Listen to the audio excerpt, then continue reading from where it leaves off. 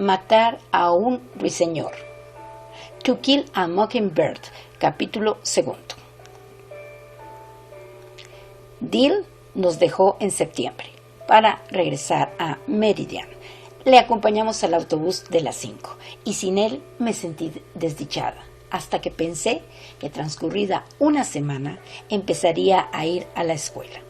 En toda mi vida jamás he esperado otra cosa con tanto anhelo. Las horas del invierno me habían sorprendido en la caseta de los árboles, mirando hacia el patio de la escuela, espiando las multitudes de chiquillos con un anteojo de 2 aumentos que Jem me había dado, aprendiendo sus juegos, siguiendo la chaqueta encarnada de Jem, entre el girar de los corros de la gallina ciega, compartiendo en secreto sus desdichas y sus pequeñas victorias. Ansiaba reunirme con ellos. Jem condescendió en llevarme a la escuela el primer día, tarea que gentilmente hacen los padres de uno, pero Atticus había dicho que a mi hermano le encantaría enseñarme mi clase. Creo que en esta transacción algún dinero cambió de manos, porque mientras doblábamos al trote la esquina de más allá de la mansión Radley, oí un tintineo nada familiar en los bolsillos de Jem. Ya en los límites del patio de la escuela, cuando disminuimos la marcha y nos pusimos al paso, él tuvo buen cuidado de explicarme que durante las horas de clase no debía molestarle. No me acercaría para pedirle que representásemos un capítulo de Tarzán y el hombre de las hormigas, ni para sonrojarle con referencias a su vida privada, ni tampoco andaría tras él durante el descanso del mediodía. Yo me quedaría con los del primer grado y él permanecería con los del quinto. En resumen, tenía que dejarle en paz. ¿Quieres decir que ya no podremos jugar más?, le pregunté. En casa haremos lo mismo de siempre, me contestó. Pero tú verás que la escuela es diferente. Lo era, en verdad. Antes de que terminase la primera mañana, Miss Caroline Fisher, nuestra maestra, me arrastró hacia la parte delantera de la sala y me pegó en la palma de la mano con su regla. Luego me hizo quedar de pie en el rincón hasta el mediodía. Miss Caroline no pasaba de los 21 años. Tenía el cabello pardo rojizo brillante, las mejillas rosadas, y se pintaba con esmalte carmesí las uñas. Llevaba también zapatos de tacón alto y un vestido a rayas encarnadas y blancas. Tenía el aspecto y el perfume de una gota de menta. Se alojaba al otro lado de la calle, una puerta más abajo que nosotros, en el cuarto delantero del piso superior de Miss Maudie Atkinson. Cuando Miss Maudie nos la presentó, Jem vivió en la luna durante días. Miss Caroline escribió su nombre en la pizarra y dijo: esto dice que soy Miss Caroline Fisher. Soy del norte de Alabama, del condado de Winston. La clase murmuró con aprensión, temiendo que poseyera algunas de las peculiaridades propias de aquella región. Cuando Alabama se separó de la Unión, el día 11 de enero de 1861, el condado de Winston se separó de Alabama, y todos los niños de Macomb lo sabían. Alabama del Norte estaba llena de magnates de los licores, fabricantes de whisky, republicanos, profesores y personas sin abolengo. Miss Caroline empezó el día leyéndonos una historia sobre los gatos. Los gatos sostenían largas conversaciones unos con otros. Llevaban unos trajecitos monos y vivían en una casa calientita debajo de la estufa de la cocina. Por el tiempo en que la señora Gata llamaba a la tienda pidiendo un envío de ratones de chocolate malteados, la clase estaba en agitación como un cesto de gusanos. Miss Caroline parecía no darse cuenta de que los andrajosos alumnos de la primera clase, con camisas de trapo y faldas de tela de saco, muchos de los cuales habían cortado algodón y cebado puercos desde que supieron andar, eran inmunes a la literatura de imaginación. Miss Caroline llegó al final del cuento y exclamó: «¡Oh, qué bien! ¿No ha sido bonito?». Luego fue a la pizarra y escribió el alfabeto con enormes letras mayúsculas de imprenta. Después se volvió hacia la clase y preguntó: «¿Sabe alguno lo que son?». Casi todo el mundo lo sabía. La mayoría del primer grado estaba allí desde el año anterior por no haber podido pasar al segundo. Supongo que me escogió a mí porque conocía mi nombre.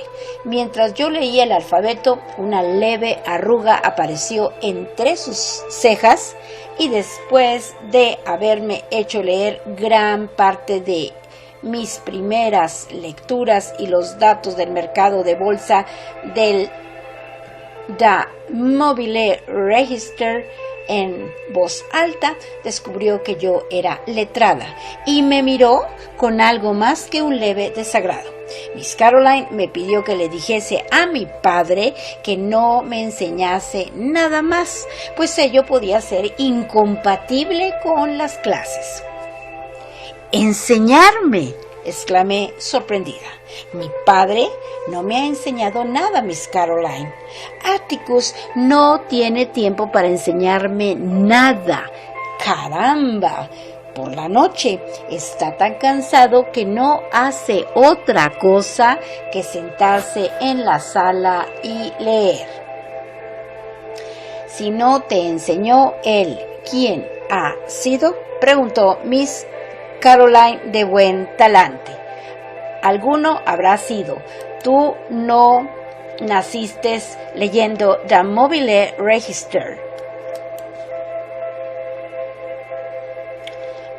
Jem dice que sí. Jem leyó un libro en el que yo era una bullfinch en lugar de una finch. Jem dice que mi verdadero nombre es Jean-Louise Bullfinch y que cuando nací me cambiaron y que en realidad soy una Miss Caroline. Pensó, por lo visto, que mentía.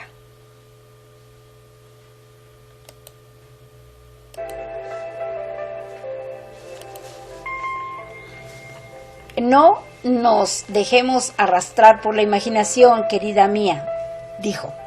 «Y ahora dile a tu padre que no te enseñe nada más. Es mejor empezar a estudiar con una mente fresca. Dile que de ahora en adelante me encargo yo y que trataré de corregir el mal». «Señora, tu padre no sabe enseñar.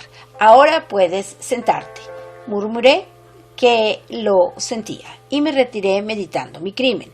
Yo no aprendí intencionalmente a leer, pero no sé cómo me había encenegado ilícitamente en los periódicos diarios, en las largas horas en el templo. Fue entonces cuando aprendí.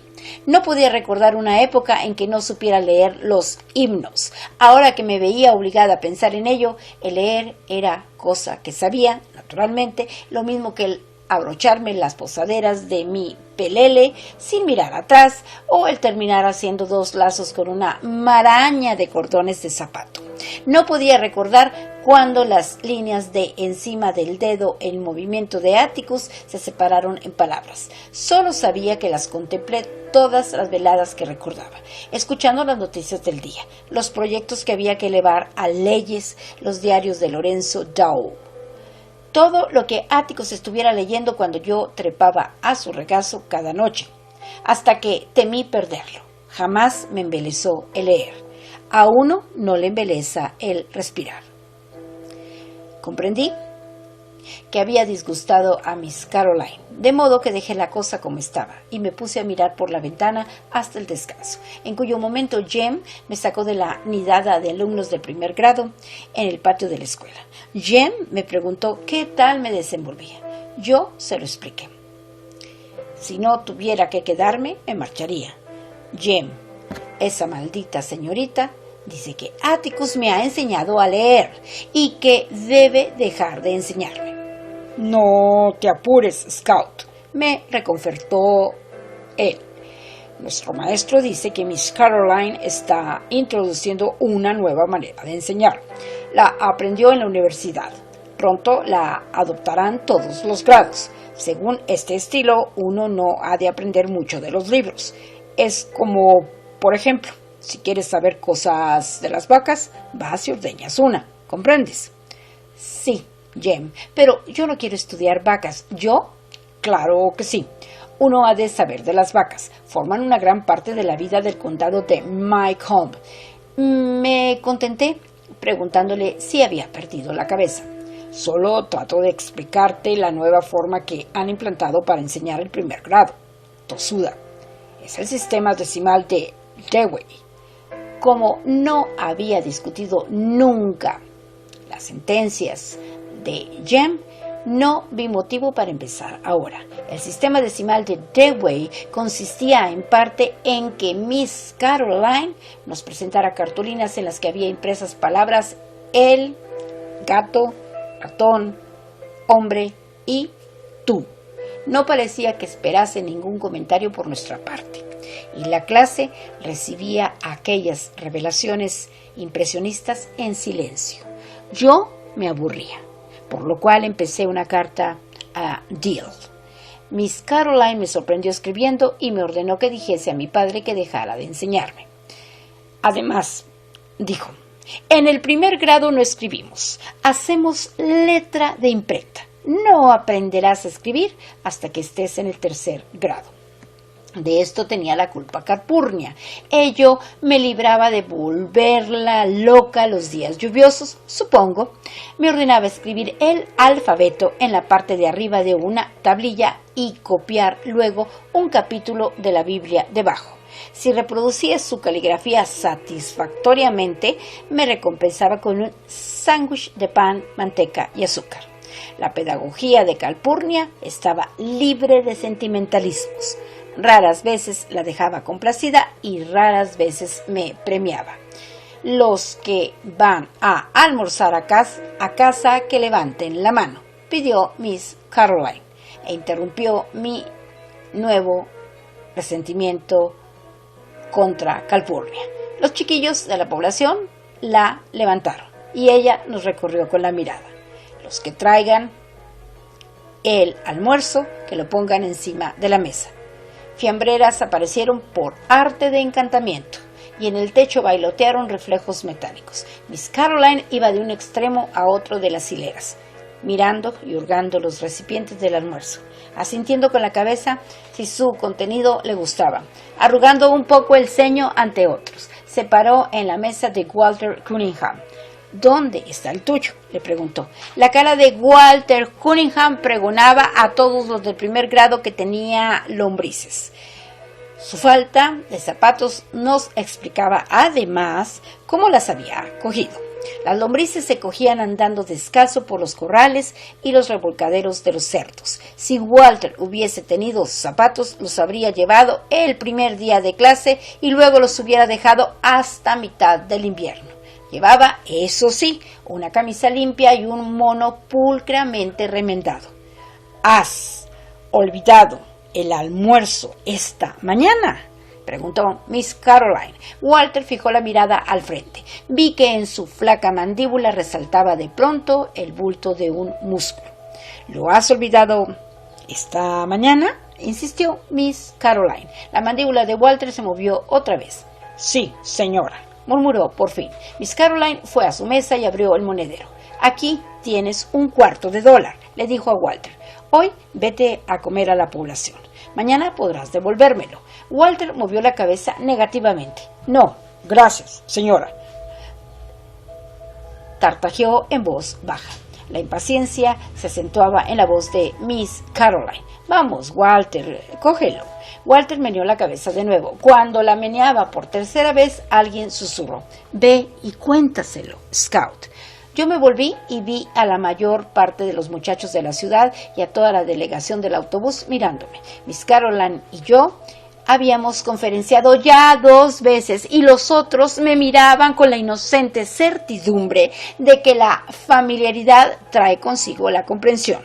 Yo me levanté generosamente en ayuda de Walter. Oh, Miss Caroline, ¿qué hay, Jean-Louis? Miss Caroline es un Cunningham. Y me senté de nuevo. ¿Qué hay de Jean-Louis? ¿Qué hay, Jean-Louis? Yo pensaba haber puesto las cosas suficientemente en claro. Para todos los demás lo eran de sobras. Walter Cunningham estaba sentado allí, dejando reposar la cabeza. No había olvidado el almuerzo. No lo tenía. No lo tenía hoy, ni lo tendría mañana, ni pasado. En toda su vida probablemente no había visto nunca $0.75 juntos. Hice otra tentativa. Walter es un Cunningham, Miss Caroline. Perdona, pero ¿qué quieres decir, Jean-Louis? No tiene nada de particular, señorita. Dentro de poco tiempo conocerá usted a toda la gente del condado.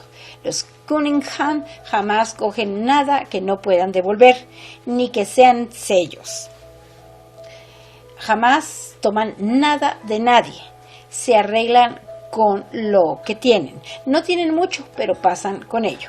Mi conocimiento especial de la tribu Cunningham, es decir, de una de sus ramas, lo debía a los acontecimientos del invierno pasado. El padre de Walter era cliente de Atticus. Una noche después de una árida conversación en nuestra sala de estar sobre su apuro, y antes de marcharse, Mr. Cunningham dijo: Mr. Finch, no sé cuándo estaré en condiciones de pagarle. Esto ha de ser lo último que debe preocuparle, Walter, respondió Atticus. Cuando le pregunté a Jem cuál era el apuro en que se encontraba Walter y Jem, me dijo que era el de tener cogidos los dedos en una trampa. Pregunté a Atticus si Mr. Cunningham llegaría a pagarnos alguna vez. En dinero no, respondió Atticus. Pero no habrá transcurrido un año sin que haya pagado. Fíjate. Nos fijamos. Una mañana, Jem y yo encontramos una carga de leña para la estufa en el patio trasero. Más tarde apareció en las escaleras de la parte posterior un saco de nueces. Con la Navidad llegó una caja de zarzaparrilla y acebo. Aquella primavera, cuando encontramos un saco lleno de nabos, Atticus dijo que Mr. Cunningham le había pagado con creces. ¿Por qué te paga de este modo?, pregunté. Porque es del único modo que puede pagarme. No tiene dinero. Somos pobres nosotros, Atticus. Mi padre movió la cabeza afirmativamente. Ciertamente lo somos. Jem arrugó la nariz. ¿Somos tan pobres como los Cunningham? No exactamente. Los Cunningham son gente del campo, labradores, y la crisis les afecta más.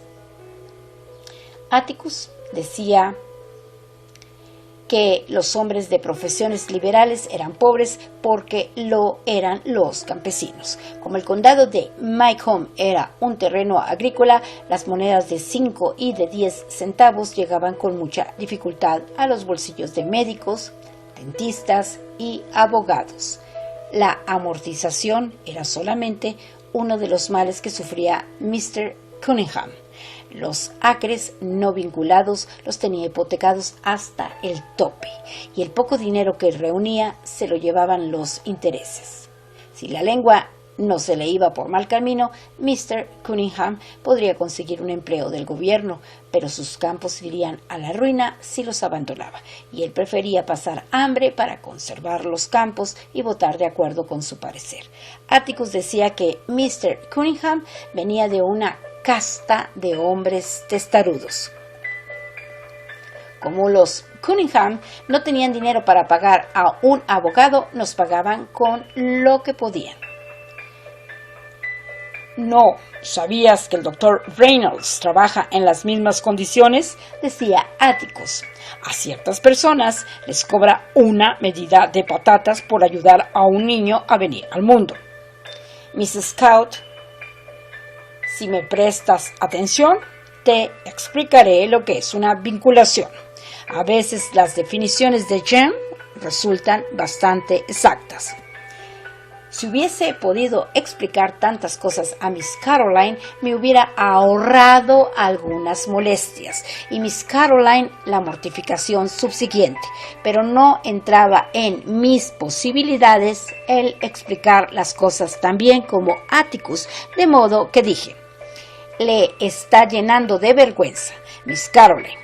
Walter no tiene en casa $1/4 para traérselo luego, y usted no necesita leña para la estufa». Miss Caroline se quedó tiesa como un palo. Luego me cogió por el cuello del vestido y me remolcó hacia su mesa. «Jean-Louis, esta mañana ya empiezo a estar cansada de ti», dijo. «Cada día te metes en mal terreno. Querida mía, abre la mano». Yo pensé que iba a escupirme en ella, que era el único motivo por el cual cualquier persona de Maycomb levantaba la mano. Era esta una manera de sellar los contratos orales consagradas por el tiempo. Preguntándome qué trato habríamos hecho, volví la mirada hacia la clase en busca de una respuesta, pero los otros me miraron a su vez desorientados. Miss Caroline cogió la regla, me dio media docena de golpecitos rápidos y me dijo que me quedara de pie en el rincón. Cuando por fin se dieron cuenta de que Miss Caroline me había pegado, toda la clase estalló en una tempestad de risas. Cuando Miss Caroline les amenazó con una suerte similar, el primer grado estalló otra vez y solo imperó una seriedad rígida cuando cayó sobre ellos la sombra de Miss Blount. Miss Blount, que había nacido en Maycomb y todavía no estaba iniciada en los misterios del sistema decimal, apareció en la puerta con las manos en las caderas y anunció: «Si oigo otro sonido en esta sala, le pego fuego con todos los que están dentro». Miss Caroline, con este alboroto, el sexto grado no puede concentrarse en las pirámides. Mi estancia en el rincón fue corta. Salvada por la campana, Miss Caroline contempló cómo la clase salía en fila para el almuerzo. Como fui la última en salir, la vi desplomarse en el sillón y hundir la cabeza entre los brazos. Si hubiese tenido una conducta más amistosa conmigo, la hubiera compadecido. Era una mujercita preciosa.